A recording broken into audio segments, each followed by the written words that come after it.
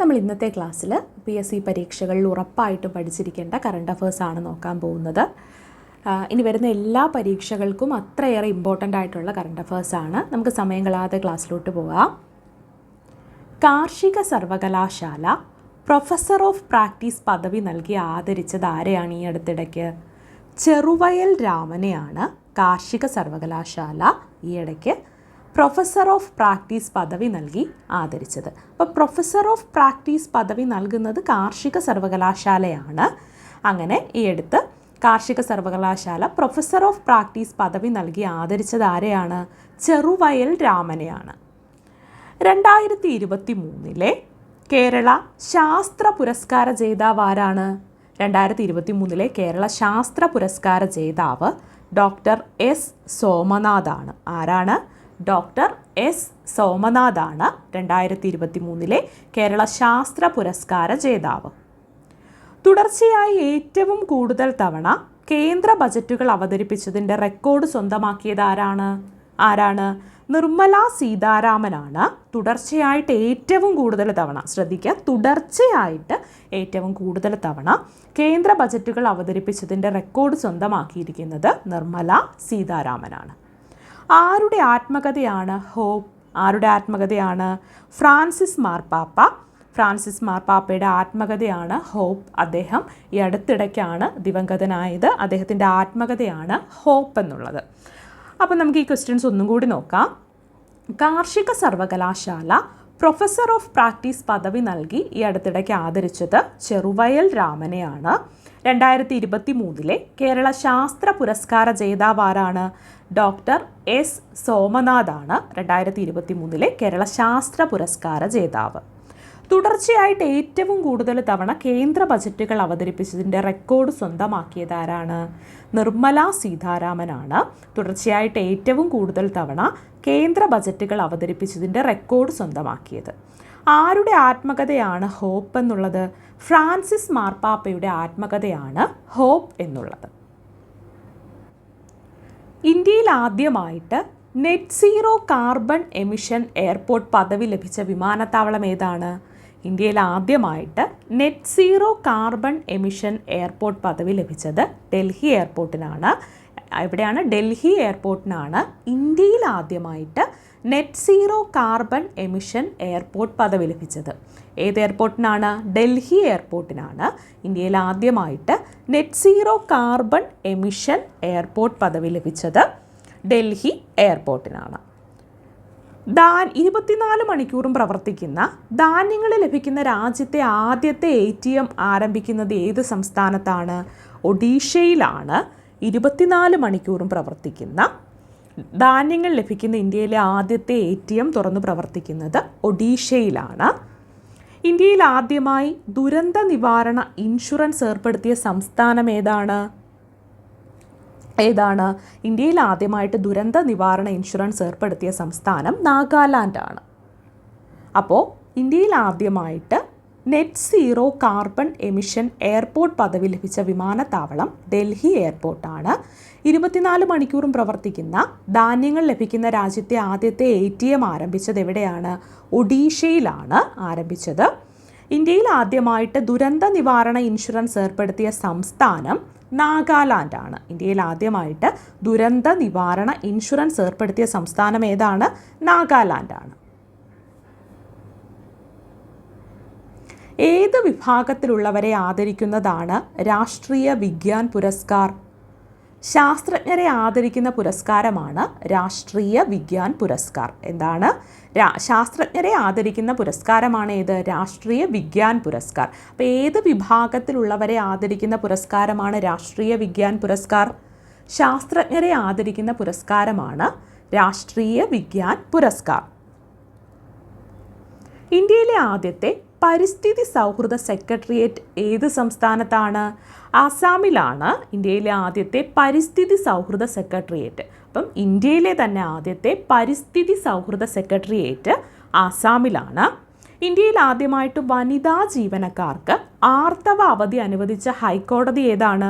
സിക്കിം ഹൈക്കോടതിയാണ് ഇന്ത്യയിൽ ആദ്യമായിട്ട് വനിതാ ജീവനക്കാർക്ക് ആർത്തവ അവധി അനുവദിച്ച ഹൈക്കോടതി. അപ്പം ഏത് വിഭാഗത്തിലുള്ളവരെ ആദരിക്കുന്നതിന് വേണ്ടിയിട്ടാണ് രാഷ്ട്രീയ വിജ്ഞാൻ പുരസ്കാർ? ശാസ്ത്രജ്ഞരെ ആദരിക്കുന്നതിന് വേണ്ടിയിട്ടാണ് രാഷ്ട്രീയ വിജ്ഞാൻ പുരസ്കാർ ഏർപ്പെടുത്തിയിട്ടുള്ളത്. ഇന്ത്യയിലെ ആദ്യത്തെ പരിസ്ഥിതി സൗഹൃദ സെക്രട്ടേറിയറ്റ് ഏത് സംസ്ഥാനത്തിലാണ്? ആസാമിലാണ് ഇന്ത്യയിലെ ആദ്യത്തെ പരിസ്ഥിതി സൗഹൃദ സെക്രട്ടേറിയറ്റ്. ഇന്ത്യയിൽ ആദ്യമായി വനിതാ ജീവനക്കാർക്ക് ആർത്തവ അവധി അനുവദിച്ച ഹൈക്കോടതി സിക്കിം ഹൈക്കോടതിയാണ്. 2024 പെൻപിറ്റർ പുരസ്കാരം നേടിയ എഴുത്തുകാരി ആരാണ്? 2024 പെൻപിറ്റർ പുരസ്കാരം നേടിയ എഴുത്തുകാരി അരുന്ധതി റോയിയാണ്. അരുന്ധതി റോയ്ക്കാണ് 2024 പെൻപിറ്റർ പുരസ്കാരം ലഭിച്ചത്. ആർക്കാണ്? അരുന്ധതി റോയ്ക്കാണ് 2024 പെൻപിറ്റർ പുരസ്കാരം ലഭിച്ചത്. രാഷ്ട്രപതി ഭവനിലെ അശോക് ഹാളിൻ്റെ പുതിയ പേരെന്താണ്?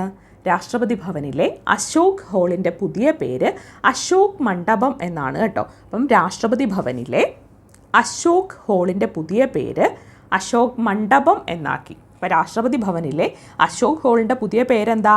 അശോക മണ്ഡപം എന്നാണ് പുതിയ പേര്. സാമൂഹിക മാധ്യമമായിട്ടുള്ള എക്സിൽ 100 ദശലക്ഷം ഫോളോവേഴ്സുമായിട്ട് ഒന്നാമതെത്തിയ ഒരു രാഷ്ട്രീയ നേതാവ് ആരാണ്?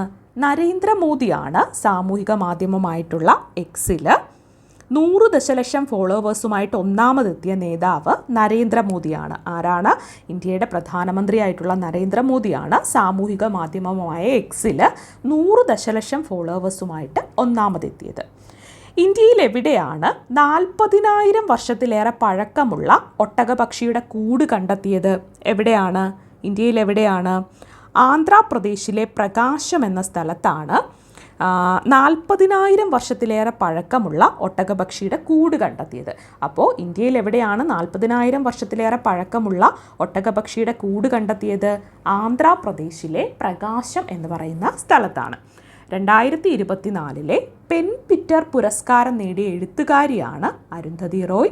രാഷ്ട്രപതി ഭവനിലെ അശോക് ഹാളിൻ്റെ പുതിയ പേര് അശോക് മണ്ഡപം, അശോക മണ്ഡപം എന്നാണ്. സാമൂഹിക മാധ്യമമായിട്ടുള്ള എക്സിൽ 100 ദശലക്ഷം ഫോളോവേഴ്സുമായിട്ട് ഒന്നാമതെത്തിയ നേതാവ് നരേന്ദ്രമോദിയാണ്. ഇന്ത്യയിൽ എവിടെയാണ് 40,000 വർഷത്തിലേറെ പഴക്കമുള്ള ഒട്ടകപക്ഷിയുടെ കൂട് കണ്ടെത്തിയത്? ആന്ധ്രാപ്രദേശിലെ പ്രകാശം, അവിടെയാണ് 40,000 വർഷത്തിലേറെ പഴക്കമുള്ള ഒട്ടകപക്ഷിയുടെ കൂട് കണ്ടെത്തിയത്.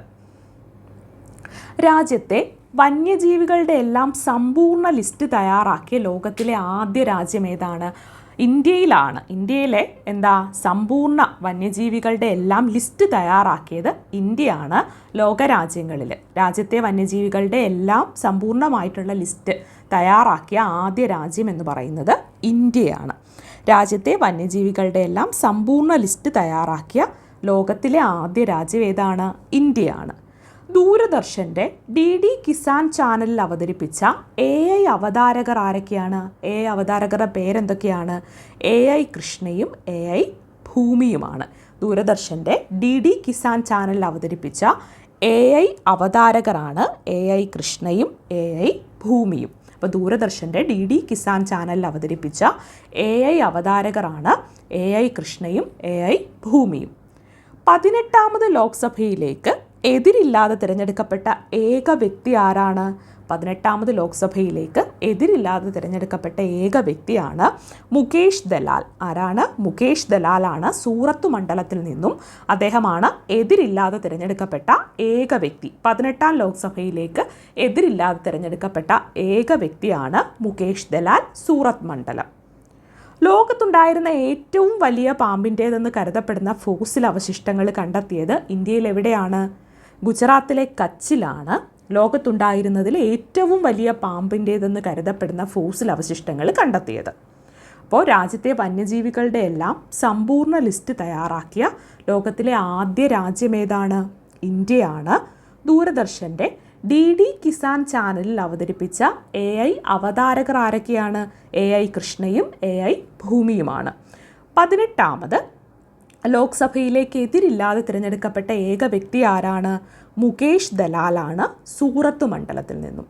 ലോകത്തുണ്ടായിരുന്ന ഏറ്റവും വലിയ പാമ്പിൻ്റേത് എന്ന് കരുതപ്പെടുന്ന ഫോസിൽ അവശിഷ്ടങ്ങൾ കണ്ടെത്തിയത് ഇന്ത്യയിൽ എവിടെയാണ്?